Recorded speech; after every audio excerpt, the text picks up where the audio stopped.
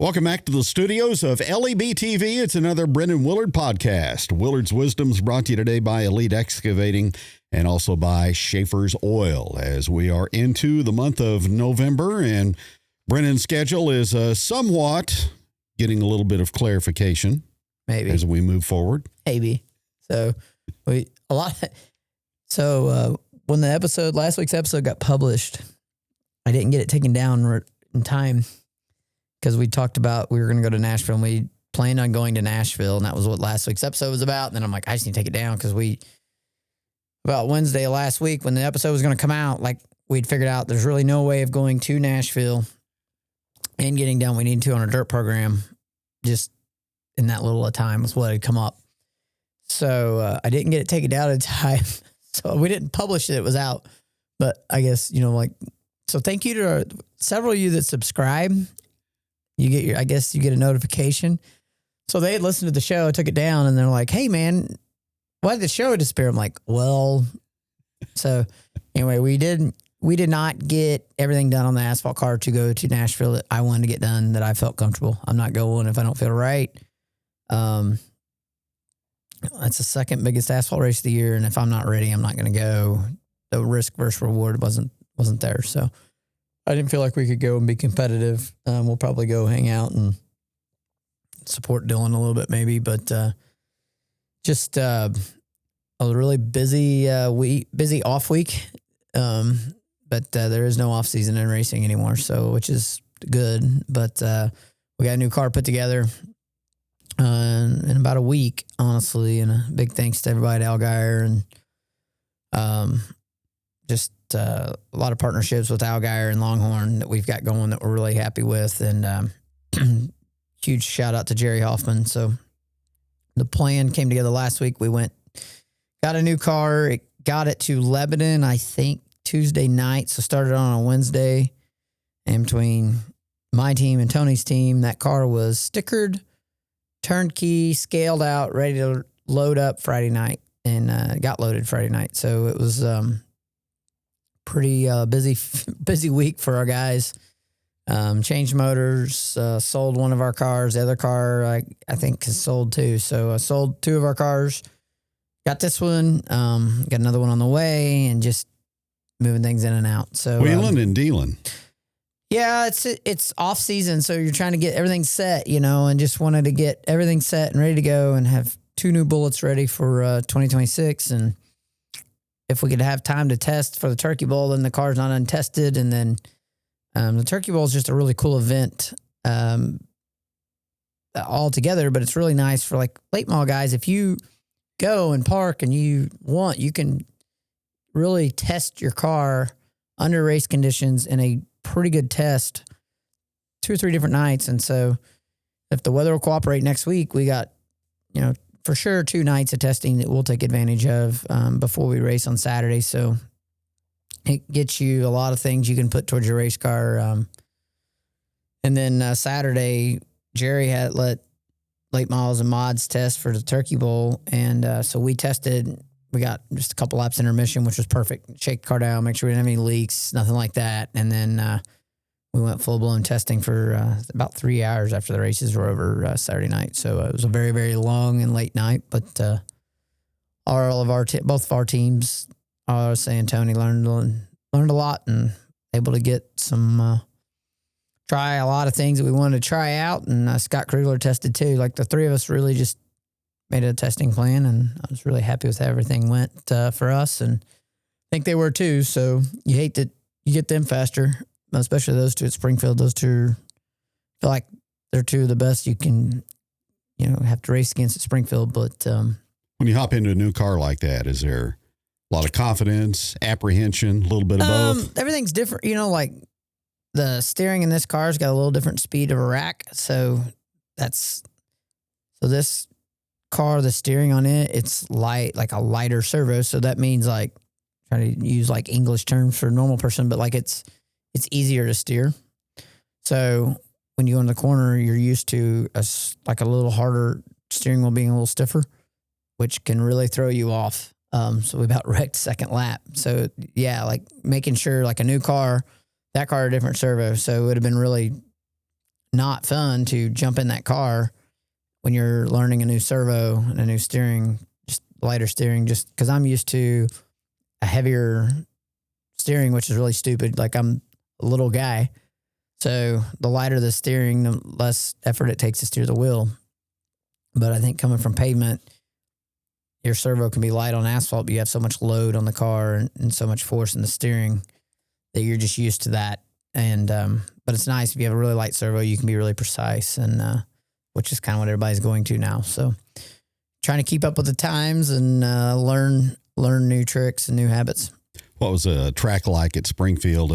Perfect. They had 163 cars for that program on Saturday night. Where do they fit all the cars in at? It was crazy. So we didn't get there. We didn't leave till 3, because we weren't racing. So I was like, we'll just get there at 3, relax. It would be like a normal person going to a weekly show. And it was cold. It was miserable cold out. I mean, now everybody's used to that cold, so you think it's okay, right? But I'm like, we'll just get there, and we get there. You kind of go up like a little bit of a small hill or small incline, and you pull up and you look to your left and see the pit's jam packed. And I'm like, holy crap. Like, it is opening day of youth season. There's really nothing special payout wise. It's just a race. And here we go. There's 35 Midwest Mod B class, I think. Like 163 cars. That's not counting. There was 6 late models testing. So if you actually count that, he basically had right at 170 cars. And I'm like, Jerry, like, where do you get, like you say, it fit 170 cars in a pit area. He's got room. Well, they had a bomber enduro race for one thing. Yeah. I mean, there was cars and cars and cars, and it started at 5, and time you get 170 cars through, it takes a hot minute. So, I think there was 24 or 27 heat races. I was counting them, trying to figure out when intermission was going to be. It was something insane like that. Just, it was awesome. And then the racing was like, it was kind of nice just to be a race fan one night, even though like you're focused on what you got to do, but you're like, we got our stuff done. So we went and watched the B-Mod race, went and watched the Midwest Mods. And I mean, like these races, there was a Midwest Mod race.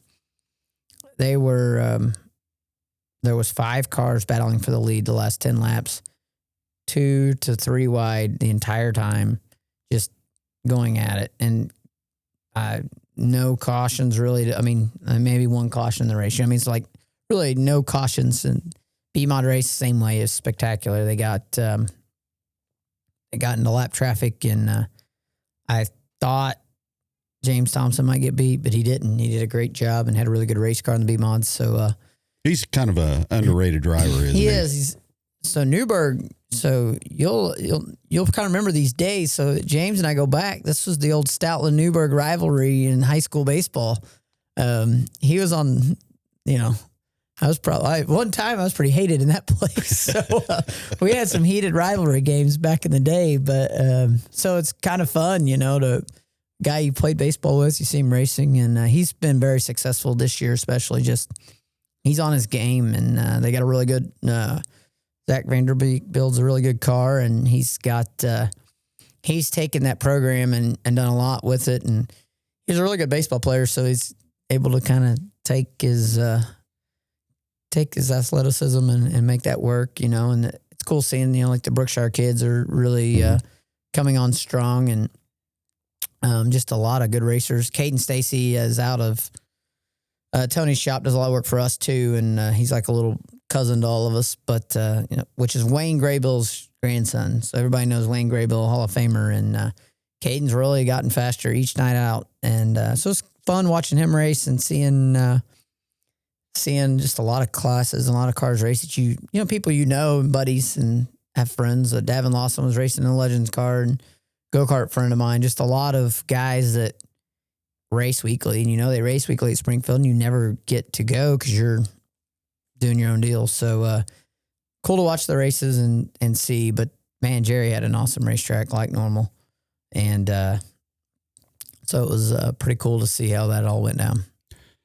What can you tell us about the Dome right now as far as your plans go there? Well, it's pretty open-ended.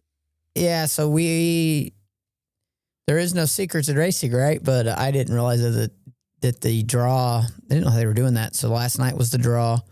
We drew, or they draft, I guess, not the draw, it was a draft. So we were drafted for Friday. Not sure that I want to take a brand new race car to the Dome. It's not the smartest thing you could do. So all of our other cars have sold.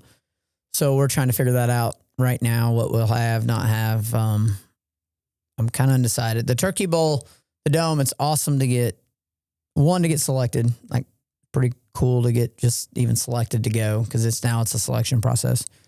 And two, Friday night be cool.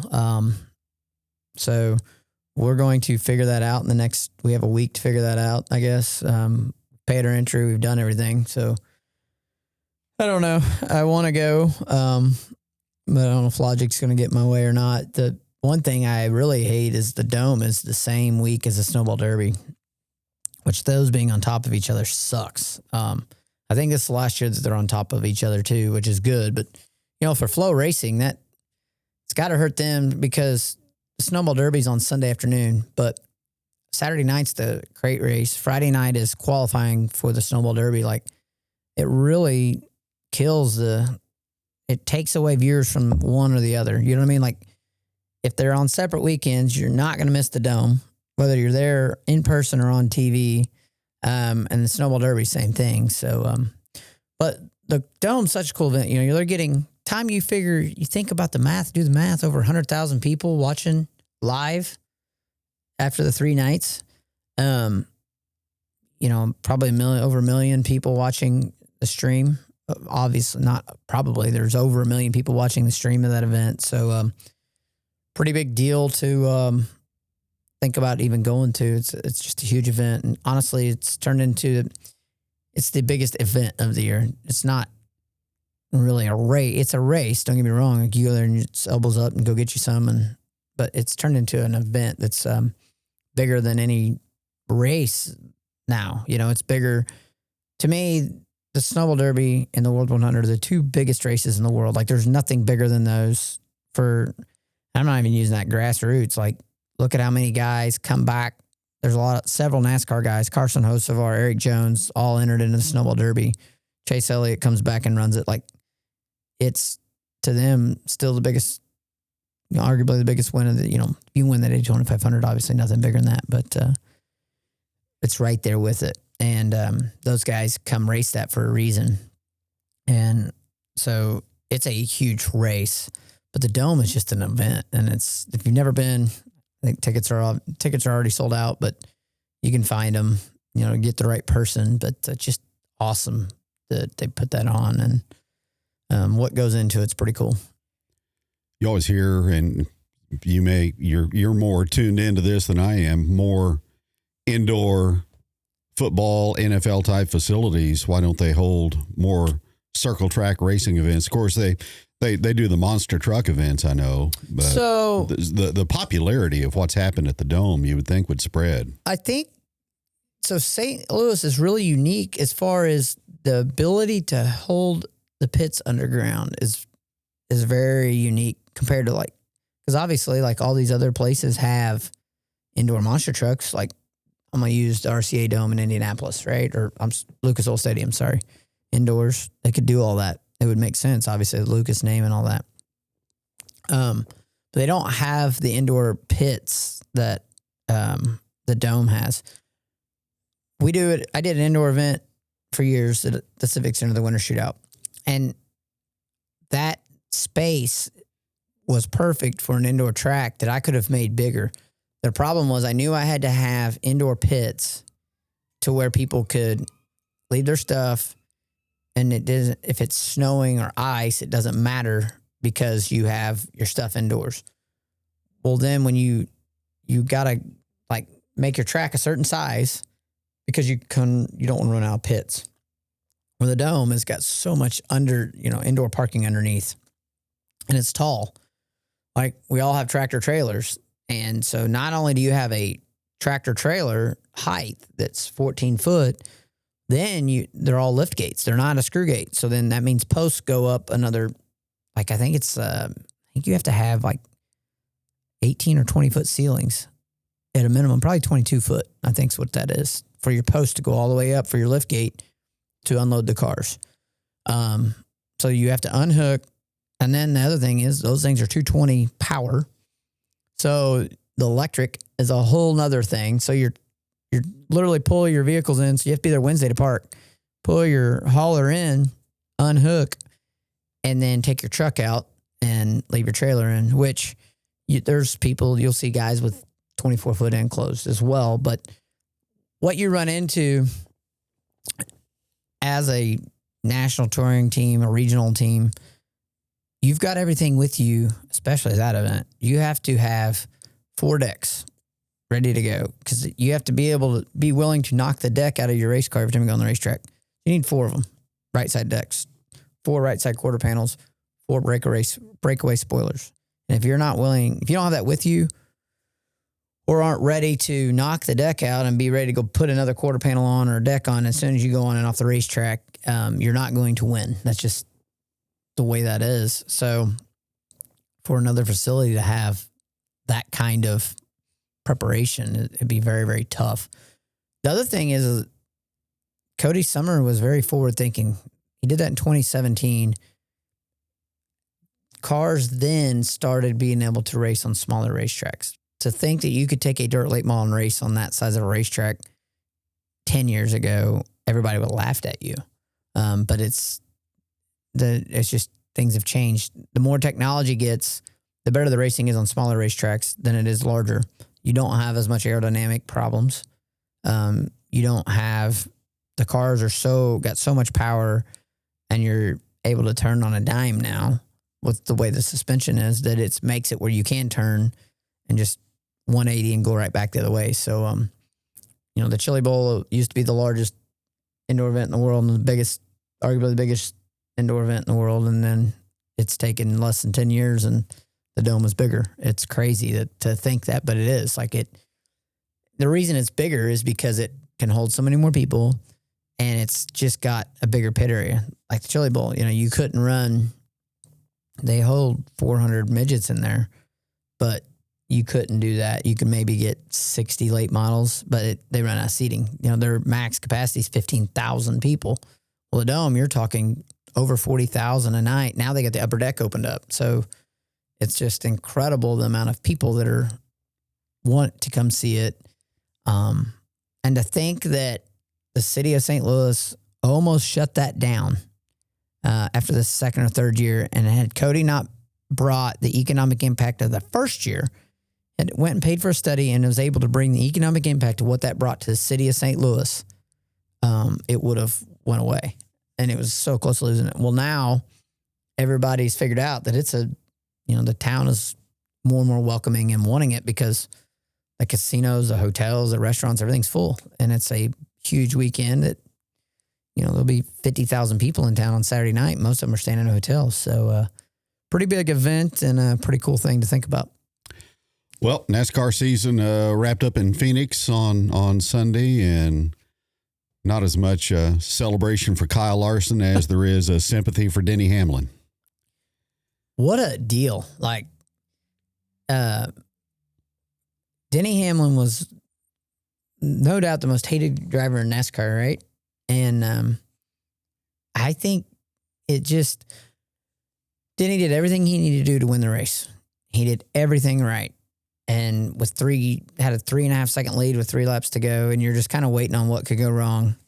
Man, I don't know about the 4-tire deal. When you logically watch and you think, if you're his crew chief or his engineer, whoever's making that call, Denny had to take 4, I felt like, when he entered the pits. I understand why they made that call, because they just done it and it worked, and they saw the truck race the night before. But man, Brad Keselowski almost won that race. If he hooks the bottom and doesn't miss his entry, which he said he was kind of playing defense, thinking that the 12 and I can't remember who he was racing with was going to bank off of each other. He kind of messed the bottom. If Brad Keselowski don't mess the bottom, I think he wins the race. And with no tires. But you don't know how many people are going to stay out, and that's the strategy of it. I think that was the best race at Phoenix that I've probably ever seen. It was a great race all throughout. Denny got away there with like 15 to go and was checked out. And they did their homework. They dominated the race. And NASCAR and Goodyear have been listening to all of us. They've been listening to the drivers, and they've been listening to all of us fans. They've got a great tire and a great package on a short track again, finally. Thank goodness, because that sucked for a lot of years. But, man, you can't give Kyle Larson the top with 2 tires. Like, you just can't. Like, he is the best. He's the best race car driver, in my opinion, in the world. And he pretty much showed it there with 2 laps to go. Like, there's just, I don't know. You look at it, too, like, I even saw a picture of it. Like, Larson and Hamlin were basically side by side when they went into turn 1 on the restart. Hamlin had passed it as 3 or 4 cars to get up there. And Logano couldn't get a run because he was getting held up by the cars with no tires in front of him. And it was just a perfect storm, I think, for Denny not to get back to the lead. But I don't know. I don't know if he'd have beat Kyle anyway. Kyle Larson is an animal, and he is just the best race car driver in the world. There's just no way of. And Denny, as good as he is, he just got beat. And it is what it is. And I'm glad NASCAR is going away from that format. I think today or tomorrow they're going to announce whatever they're going to. They've done a good job of keeping everybody guessing because nobody knows. I thought a couple weeks ago, I thought it would for sure be a 3-race, 4-race, elimination, 4-race playoff with the final 4, however many. But I think you could see the old school 10-race chase format, and I'm okay with that. I think that's, you want to line up 16 guys and give 16 guys the opportunity to run for a championship with 10 races to go. That's okay. That's good with me. I don't know. Current format, to me, seems like it doesn't reward winning. It doesn't reward excellence. It rewards winning more than it does consistency in a weird way, if that makes sense. Like, well, Kyle Larson hadn't won a race since Since May. And since Kansas. Yes. And that's what's crazy about that. So it rewards winning until you get to in the end. And, if they would have done, the stat come out that if they would have done a 10-race playoff or a 4-race playoff, Kyle would have won the points because he had so many points. But you're right about that. Like, it's hard to think that he hadn't won a race since Kansas in May. Like, that's unbelievable. Like, it's just, but they're in the top. He's up there every single night. So, like, the consistency that he was rewarded, which is why they done away with, like, Matt Kenseth won 1 race in 2003 and never won. He won in Vegas. I think it's like the 3rd or 4th race of the year and never won again and clinched the championship with 3 races to go. And you're like, and they had to go to a chase format at that point. And it's like, people, I'm like you, you don't feel like it rewards winning. But then the other thing I don't like is Ryan Blaney won that race. He did.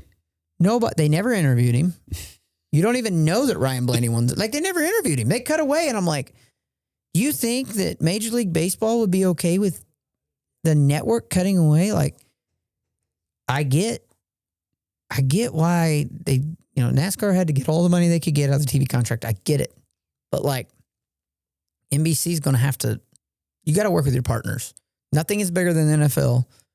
I almost feel like you're better off on ESPN that half of us can't even get right now because they're in some kind of dispute. But, like, if you're on ESPN or Fox Sports 1, even though it sucks not being on network television, like, the Xfinity deal is the best deal. CW on network television every week. If you look at the ratings that the Xfinity series is getting, it's insane. Like, they're getting huge ratings. It doubled the ratings. It's on every, that they're on it. The CW, you don't search for it. They got a really good deal, and it's growing their series. Their ratings are up. Like, they got it going on. So, O'Reilly's has jumped on board now. So it's kind of cool for us. It's in our backyard. So interesting to see how much things have changed on that. But well, speaking of an affront to winning, how about the Xfinity final standings? Jesse Love wins that last race, and he wins the points. Yeah. He won 2 races all year. Connor Zilic finished second. Yeah, and like that's what I'm saying. Like it just, you can't do a one race playoff. It just kills it. And it almost happened Friday night. Corey Heim went 7 wide. He had won 12 races in the trucks and almost lost the championship. And it's like, it is exciting to watch. Don't get me wrong. It was thrilling to watch. I didn't watch the Xfinity race. We were testing. So, but you look at Connor Zilic is like, you can't get a better, had a record year and got beat on, I don't know. I'm glad they're going away from it. Like even if you want to do a 4 race playoff, that doesn't happen. You know what I mean? It doesn't matter. Like, at least you performed over 4 races, because Denny Hamlin deserved to win that race, but it was a strategy call. Like, it wasn't like NASCAR did anything wrong. Nobody did anything wrong. He just got beat. And Ryan Blaney's team done the better job by taking 2 tires and won the race. Well, now you're like, okay, well, if this isn't a 1 race playoff, we're like, man, that was a great race. Ryan Blaney won. Coming out of turn 4, past Brad Keselowski out of turn 4 to win. Like, last corner, last lap pass, nobody even knows. We're talking about Denny Hamlin running 7th. And I'm like, what are we doing here? Like, thankfully it's changed. And I think it's Mark Martin is on the way to Kenny Wallace's shop to do a bunch of content this week and coffee with Kenny and everything. And I don't think NASCAR is going to go to a 36 race season. Mark Martin has been the head guy making, the movement of making this, really, I think, though, of getting this done, because there's not a single driver that wants a one race championship. It's not. They had it for 10 years. It's ran its course. It retired Carl Edwards. Like, I don't think he would have taken the money. I think he would have kept racing, but it for sure retired him. He come out and said it on Dale Jr.'s show this year. If I'm Denny Hamlin, I mean, what do you got to do to win? You know what I mean? Like, I think the only reason I think he will keep digging is it's not a 1 race playoff anymore. So he's, it's going to fit more into his wheelhouse. But I hate it for Kyle. I really honestly hate it for Kyle Larson. Nobody's even talking about him winning. They're all talking about how much Kyle Larson's a badass, and just, we're not even talking about it. We're talking about, man, can you believe Denny Hamlin didn't win that? I don't know. Like, it's good thing they're going away from it. It's just, and I get it. Like, Game 7 of the World Series, like Saturday night, we were at the racetrack and the races were over, and Braden had the game on his phone. And like, I actually waited a couple sessions to go out just to see what was going to happen in the last inning, What happened was, you knew what was going to happen. No Dodgers joke. are going to come back just and gonna, win. Man, are they, like, how big a run are they fixing to go on? Like, the Blue Jays were like Cinderella story and just ran out of gas. Like, they didn't play bad. They played great. But, like, I look at it like Cardinals ownership right now. I'm so frustrated with them. But at the same time, I'm like, what are you going to do? You're not going to outspend the Dodgers. You're not going to get a better team. You better just rebuild and get the farm system you can, and just hope you can have a Blue Jays type team. One thing about it, if you can knock them out in the NLCS and they have a couple injuries, you can beat them. Yep. Got to draft, you got to develop, you got to sign them young and sign them long term, and hopefully they produce for you. Yeah. So we're off topic, but I want your opinion on this. Ohtani, none of us saw Babe Ruth, right? But we all grew up hearing about Babe Ruth.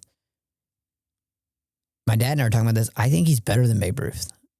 I don't know what your opinion is, but I think he is better than Babe Ruth, and it's pretty cool to watch him play every week. Oh, it is. He's the best of all time in my recollection, anyway. Ichiro Suzuki and Shohei Ohtani, 2 guys from the Eastern Rim. They're well, and the pitcher that came in that Yamamoto, like, he won them the game. Like, did come in and threw 105 pitches the night before and goes out and pitches 3 scoreless innings the next day. Yeah, like, I hope youth baseball coaches don't take that to heart, though. Yeah, Well, yeah. If you throw your arm out, it's the World Series. Who cares? You know what I mean? But yes, I agree with you there. But wow, what a and that's what NASCAR's wanting a Game 7 moment. I understand that. As great as that World Series was, it was awesome to watch. It really was. That may not happen again for another 10 years. It was great because you don't have a Game 7 every year. It was great because that was not a yearly thing. The NFL is a different sport. They have the Super Bowl, and it's a one-game deal. And honestly, football is just different. And that's the beauty of football is they get to have a Super Bowl. The rest of us don't.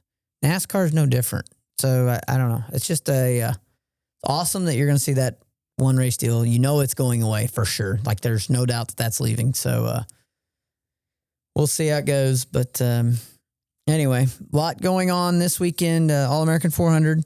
It's the World Finals for World of Outlaw late models, sprint cars, and big block modifieds on Dirt Vision. So 70 late models entered for that race. Huge race there. We were all getting our Turkey Bowl cars ready to go for Springfield. So move-in day is next Wednesday. Is move-in day. Parking, there's open practice. I'm going to steal Jerry's thunder. Last I knew he's having a live concert after that. Thursday, racing kicks off. I'm going to be lying to you if I told you what classes of racing win, but when you ask how's he able to get all the cars and parking, he has to start racing Thursday and have like Midwest Mod B classes will have to run all the way through on Thursday or A class or something.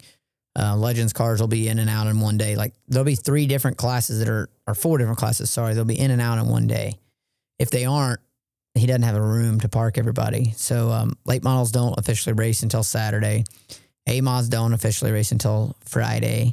I think B mods are the same way. So a lot of great racing coming up there. If you have never been to the Turkey Bowl, you can't beat it. Like you really can't beat it. You're going to see some of the best racing you've ever seen on the greatest surface. How Hoffman's able to do this, I don't know. We tested for 3 hours on his surface and he never touched it. It was perfect. And so he works really hard on his racing surface and everything else kind of falls into place. Well, we'll get some more updates from you next week. Good show today. Thanks. Thank you. That'll do it for the Brendan Willard Podcast, brought to you by Elite Excavating and by Schaefer's Oil from the studios of LEB TV.